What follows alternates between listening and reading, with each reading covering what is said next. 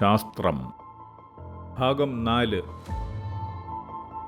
ജ്ഞാനതരമായ ഔന്നത്യം പ്രാപിക്കുമ്പോഴേക്ക് മാത്രമാണ് ജീവൻ സ്വയം അറിയാൻ പ്രാപ്തമാവുന്നത് എന്നതുപോലെ മനസ്സിന്റെ ശേഷി ഉപയോഗിച്ച് ജീവൻ സൃഷ്ടിച്ചെടുക്കുന്ന യന്ത്രതരമായ പ്രവർത്തനത്തിലെ നിഗൂഢ നിക്ഷിപ്തമായ സൂക്ഷ്മവിശേഷ വൈവിധ്യങ്ങളെ കണ്ടെത്താൻ സാധാരണ ചിന്താശേഷി കൊണ്ട് ആവുകയുമില്ല.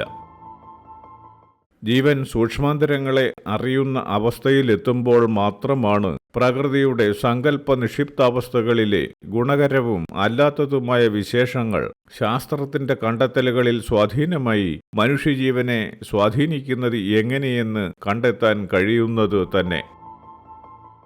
സൂക്ഷ്മാന്തരങ്ങളെ മനസ്സിലാക്കാനാവാത്തിടത്തോളം കണ്ടെത്തലുകൾ കൊണ്ട് സാധ്യമാക്കുന്ന അനുഭവങ്ങളിലൂടെ എല്ലാം ആസ്വദിച്ചുകൊണ്ടിരിക്കുകയും ജീവൻ അറിയാതെ തന്നെ ഗുണങ്ങൾക്കൊപ്പം ദോഷങ്ങളും ഏറ്റുവാങ്ങിക്കൊണ്ടിരിക്കുകയും ചെയ്യുന്നു.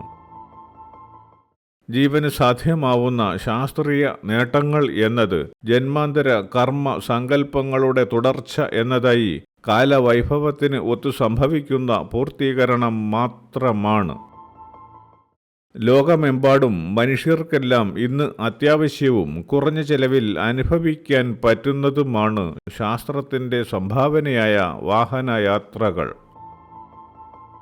ആവശ്യങ്ങൾക്കൊത്ത് നിർമ്മിതമായിരിക്കുന്ന നിരവധി വിധമായ വാഹനങ്ങളിലൂടെ അനേകം ജീവനുകൾക്ക് ഒരുമിച്ച് യാത്ര ചെയ്യാനും അവരവരുടെ ലക്ഷ്യത്തിലെത്താനും സാധിക്കുന്നുവെന്നത് ഇന്ന് സാധാരണക്കാരുടെ പോലും അനുഭവമാണ്.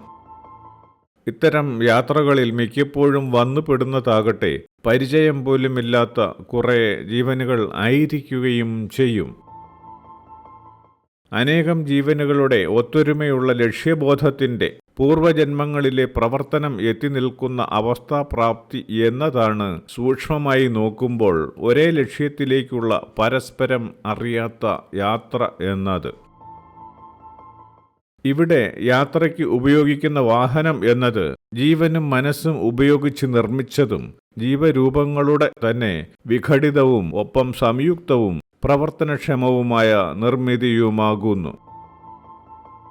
പ്രവർത്തനതരമായ അനേകം ജീവനുകളെ ഉൾക്കൊള്ളുന്ന ഇത്തരം ഒരു വാഹനമെന്നാൽ അത്രയും ജീവനുകളുടെ താൽക്കാലികവും പൊതുവുമായ ശരീരം എന്ന പ്രവർത്തനവുമാകുന്നു.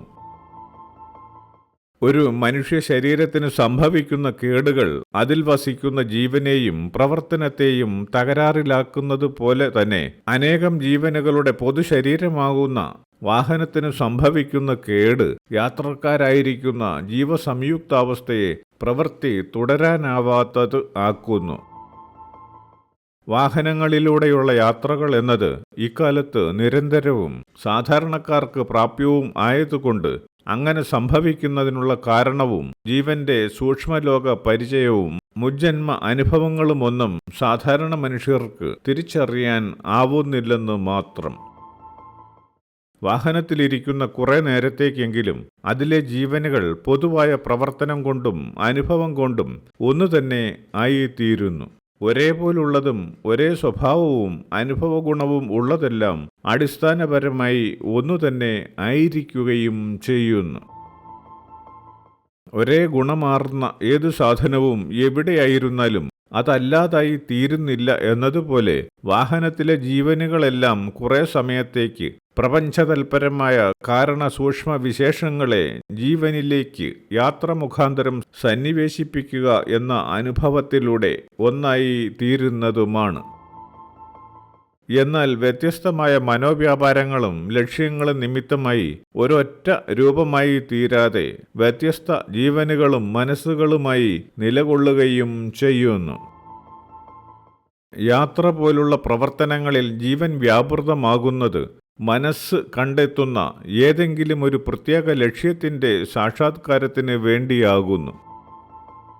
മനസ്സിന്റെ പ്രേരണയിലൂടെ ജീവൻ തെരഞ്ഞെടുക്കുന്ന ലക്ഷ്യങ്ങൾ എന്നത് ചില പ്രത്യേക സ്ഥലങ്ങളും അവിടെയുള്ള വീടുകളും സ്ഥാപനങ്ങളും സവിശേഷ നിർമ്മിതികളായ ആരാധനാലയങ്ങളും പ്രകൃതി ദൃശ്യങ്ങളും ഒക്കെയായല്ലാതെ വരുന്നില്ല.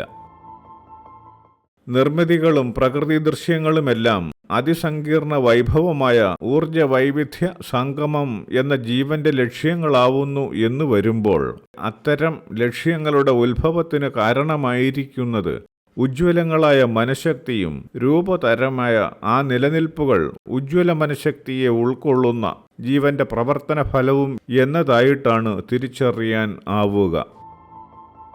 ഇവിധത്തിൽ ലോകത്ത് കാണുന്ന അനവധിയായ ആരാധനാലയങ്ങളും സാധാരണമായ പട്ടണങ്ങളും വൻ നഗരങ്ങളും കൂടാതെ മനുഷ്യൻ അധികമായി ലക്ഷ്യം വെച്ച് എത്തിച്ചേരുന്ന ഇടങ്ങളെയെല്ലാം തന്നെ ഉജ്ജ്വലമായ മനഃശക്തിയുടെ നിക്ഷിപ്ത കേന്ദ്രങ്ങളായി കാണാനാവുന്നു. ഉജ്ജ്വലമായ മനഃശക്തിയുടെ സാക്ഷാത്കാരങ്ങളും മനഃശക്തിയുടെ തന്നെ നിക്ഷിപ്ത കേന്ദ്രങ്ങളായുമല്ലാതെ ഒരു നിർമ്മിതിയും ഒരു നഗരവും ഒരു സംസ്കാരവും പിന്നെ പ്രപഞ്ചത്തിലെ രൂപതരമായ നിലനിൽപ്പുകൾ ഒന്നും തന്നെയും ഉണ്ടാവുകയും നിലനിൽക്കുകയും ചെയ്യുന്നതായി വരുന്നില്ലെന്ന ബോധ്യത്തിലേക്കാണ് എത്തിപ്പെടാനാവുന്നത്. നഗരങ്ങളും ആരാധനാലയങ്ങളും സാംസ്കാരിക കേന്ദ്രങ്ങളുമെല്ലാം നിർമ്മിതമായി വികസിതമായി തീരുന്ന പ്രവൃത്തികളാകട്ടെ പ്രപഞ്ച മനസ്സ് എന്ന ഉജ്ജ്വല ശേഷിയിൽ നിന്ന് ജീവന് പകർന്നു കിട്ടിയ അറിവ് എന്ന ശാസ്ത്രം കൊണ്ട് സാധ്യമാക്കുന്നതും ആവുന്നു. ഉജ്ജ്വലമായതിലെല്ലാം ശാസ്ത്രം എന്ന സത്യത്തിൻ്റെ ഇടപെടൽ കാണാനാവുന്ന പക്ഷം ശാസ്ത്രം എന്നത് ആത്യന്തികമായി മനസ്സിൻ്റെയും ജീവൻ്റെയും സൃഷ്ടിയും മനസ്സിൻ്റെയും ജീവൻ്റെയും തന്നെ ഭാഗവും ജീവനുകളെ ദ്രുത പരിണാമത്തിന് വിധേയമാക്കുന്ന പ്രവൃത്തിയുടെ കാരണശക്തിയും ആയിത്തീരുന്നുവെന്ന് തിരിച്ചറിയാനാവുന്നു. ശാസ്ത്രം എന്ന അറിവിൻ്റെ എടുത്തു വിനിയോഗമാണ് സാങ്കേതിക വിദ്യ. അതായത് ക്രമീകൃതമായ മനസ്സിനെ ഉൾക്കൊള്ളുന്ന ജീവന് സാധ്യമാവുന്ന പ്രാവർത്തികതയാണ് സാങ്കേതിക വിദ്യ.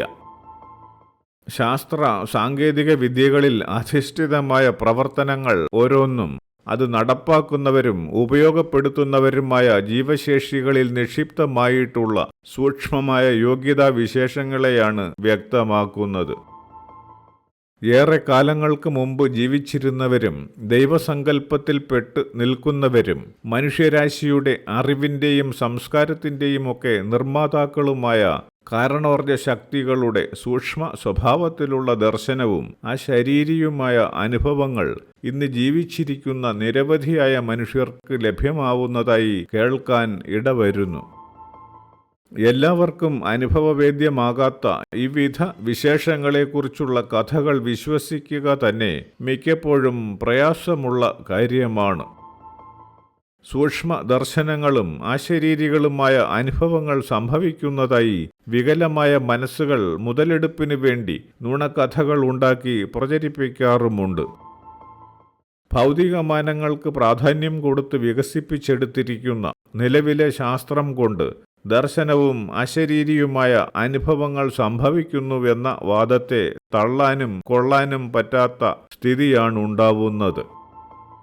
എന്നാൽ ജീവൻ എന്ന പ്രതിഭാസത്തെക്കുറിച്ച് കൂടുതൽ അറിയും തോറും ദർശനവും അശരീരിയുമാകുന്ന സൂക്ഷ്മ പ്രതിഭാസങ്ങൾ കുറെ ജീവനുകൾക്കെങ്കിലും അനുഭവപ്പെടുന്നുണ്ടെന്ന് ഉള്ള യാഥാർത്ഥ്യത്തിലേക്കാണ് എത്തിച്ചേരാനാവുക. സൂക്ഷ്മാൽ സൂക്ഷ്മതരമായി പ്രകൃതിയിൽ നിലകൊള്ളുന്ന ജീവനുകളെ ദർശിക്കുക എന്നതും ആ സൂക്ഷ്മ ജീവനുകളുടെ സങ്കല്പങ്ങളാകുന്ന ശബ്ദ സൂക്ഷ്മതയെ ശ്രവിക്കുന്നതായി അനുഭവപ്പെടുന്നു എന്നതും ജന്മാന്തരങ്ങളിലൂടെ ഉന്നത ശേഷി ആർജിച്ചു നിൽക്കുന്ന ഒരു ജീവനെ സംബന്ധിച്ച് അസാധ്യമായ സംഗതിയൊന്നുമല്ല. വളരെ കുറച്ചു കാലം മുമ്പ് പോലും കാഴ്ചകളും ശബ്ദങ്ങളും റെക്കോർഡ് ചെയ്ത് വയ്ക്കുന്നതിനും വീണ്ടും കാണുന്നതിനും കേൾക്കുന്നതിനുമൊന്നും മനുഷ്യർക്ക് സാധ്യമായിരുന്നില്ല. മനുഷ്യാവസ്ഥയിലൂടെ ജീവൻ ശ്രേഷ്ഠഭാവം ആർജിച്ചതോടെ സാധ്യമാക്കിയ ശാസ്ത്രത്തെ ഉപയോഗിച്ച് കാഴ്ചകളും ശബ്ദങ്ങളും റെക്കോർഡ് ചെയ്യുന്നതിനും ആവശ്യാനുസൃതം വീണ്ടും കാണുന്നതിനും കേൾക്കുന്നതിനും തക്കവണ്ണം ശേഷി ആർജിക്കുകയും ചെയ്തു. സൂക്ഷ്മഭാവത്തിലുള്ള കാഴ്ചകളെയും ശബ്ദങ്ങളെയും അല്പമാത്രവും ഏറെ സങ്കീർണവുമായ കണ്ടെത്തലുകളാകുന്ന നിർമ്മിതികളിൽ നിക്ഷിപ്തമാക്കിയിട്ടാണ് വീണ്ടും ദൃശ്യവും ശബ്ദവുമായി അനുഭവപ്പെടുത്തുന്നതിന് സാധ്യമാവുന്നത് എന്നത് ഏറെ ശ്രദ്ധേയമായ സംഗതിയാണ്. ദൃശ്യത്തിൻ്റെയും ശബ്ദത്തിൻ്റെയും പുനരാവിഷ്കാരത്തിനായുള്ള പ്രവർത്തനക്ഷമമായ നിർമ്മിതികൾ സാധ്യമായി തീരുന്നത് അതീവ സൂക്ഷ്മമായ ഊർജത്തിൻ്റെ ചില ഭാവവൈവിധ്യങ്ങളെ ഉപയോഗിച്ച് ശാസ്ത്രം നടത്തുന്ന ക്രമീകരണങ്ങളിലൂടെയുമാണ്. രൂപങ്ങളും ശബ്ദങ്ങളും റെക്കോർഡ് ചെയ്ത് വീണ്ടും അനുഭവിക്കുന്നതിനുള്ള ശേഷിയേക്കാൾ മുന്തിയ ശേഷി ആർജിക്കുമ്പോൾ ജീവന് സൂക്ഷ്മതരമായ നിലനിൽപ്പുകളെ ദർശനമായി കാണുന്നതിനും അശരീരിയായി കേൾക്കുന്നതിനും സാധിക്കുന്നതായി വരികയും ചെയ്യുന്നു. അതുകൊണ്ട് തന്നെ ശാസ്ത്രബോധത്തോടെ ചിന്തിക്കുമ്പോഴും അശരീരിയും ദർശനങ്ങളുമായ അനുഭവങ്ങൾ ഉണ്ടാകുന്നുവെന്നുള്ള സാക്ഷ്യപ്പെടുത്തലുകളിൽ അസ്വാഭാവികമായി എന്തെങ്കിലും ഉള്ളതായി കരുതാനില്ലാത്തതുമാണ്.